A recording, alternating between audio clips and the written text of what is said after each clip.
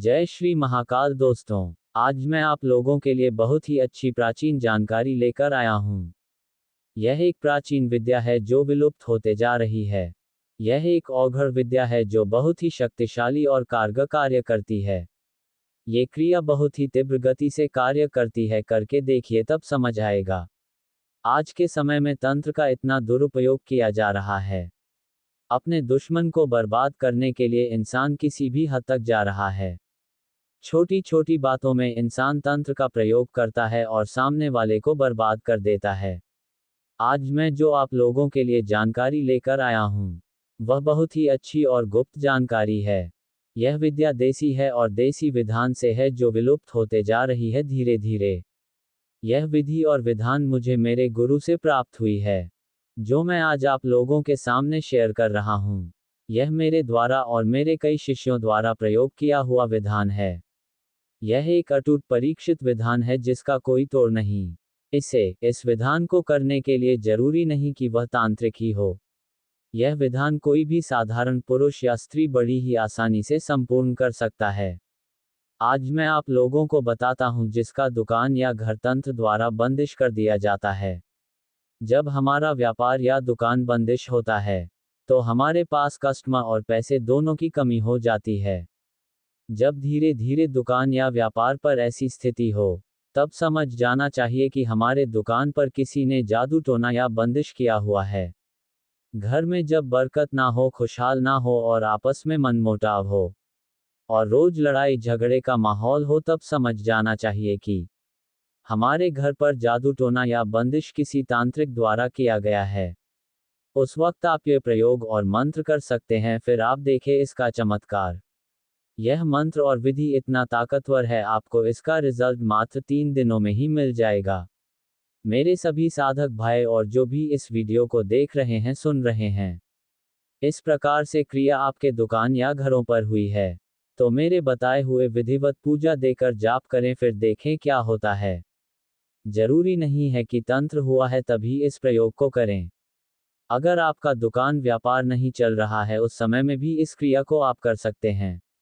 दुकानों में या अपने किसी भी व्यापार के स्थान में इस क्रिया को करने से आपका दुकान और व्यापार बड़ी ही तेजी से चलना शुरू हो जाएगा और आपको आपके दुकान और व्यापार में लाभ मुनाफा होना शुरू हो जाएगा। अब ध्यान से सुने इसकी क्रिया कैसे करनी है। इस क्रिया को आप किसी भी शुभ दिन कर सकते हैं। क्रिया को करते समय आपको कोई विशेष नियम का पालन नहीं करना है। आप इस क्रिया को सुबह में या संध्या के वक्त या रात्रि में किसी भी समय कर सकते हैं। ये क्रिया अगर आपको शुक्रवार और शनिवार को करते हैं तो अति उत्तम होगा। शुक्रवार के दिन आपको गाय का गोबर लाना होगा। गाय एक ही कलर का मिल जाए तो अति उत्तम होगा, चाहे वह काला हो या फिर सफेद हो। गोबर को लाकर आपको उस गोबर के माध्यम से 2 पुतला तैयार करना होगा शुक्रवार के दिन ही। फिर शुक्रवार के दिन आपको अपने दुकान के चौखट पर बाएं तरफ और दाएं तरफ उस पुतले को रखना है। अपने दाएं हाथ की तरफ लाल कपड़े के ऊपर उस पुतले को रखना है। फिर उस पुतले के ऊपर लाल कुमकुम छिड़कना है। अपने बाएं हाथ की तरफ पीले कपड़े के ऊपर उस पुतले को रखना है और हल्दी छिड़कना है। अपने दाएं तरफ वाले पुतले का अर्थ होता है मां लक्ष्मी जी का और अपने बाएं तरफ वाले पुतले का अर्थ होता है भगवान विष्णु जी का और गणेश जी का आवाहन करना है। फिर 5 अगरबत्ती जलानी है और घी का एक दीपक जलाना है और सभी को मिठाई का भोग लगाना है और प्रार्थना करनी है जो भी समस्या है। फिर आपको इस मंत्र का 21 बार या 51 बार या फिर एक माला का जाप करना है। मंत्र इस प्रकार का है।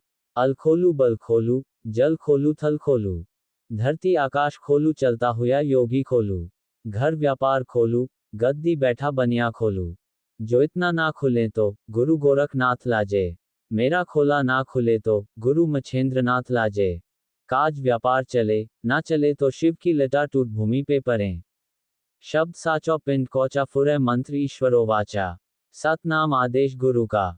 और फिर ये सब करके दुकान को बंद करके वापस आ जाना है। ये सारी क्रिया आप लोगों को शुक्रवार के दिन ही कर लेनी है। फिर शनिवार को दुकान जाना है। सुबह अपने साथ एक नींबू और लाल या सफेद कलर का धागा और एक सुई और 7 लाल मिर्च और 7 लहसुन साथ में ले जाना है। 7 लाल मिर्च और साथ ही लहसुन लेना है। नींबू के ऊपर थोड़ा बंधन छिड़क देना है। फिर उस नींबू को जिस स्थान पर आप बैठते हो, जहां पर आपका काउंटर हो, वहां पर 7 बार उतारा कर लेना है अपने कुल देवी देवता या अपने इष्ट देवी देवता के नाम से। और दुकान पर दरवाजे से बाहर आकर अपने दुकान का 7 बार उतार कर लेना है अपने कुल देवी देवता या अपने इष्ट देवी देवता के नाम से।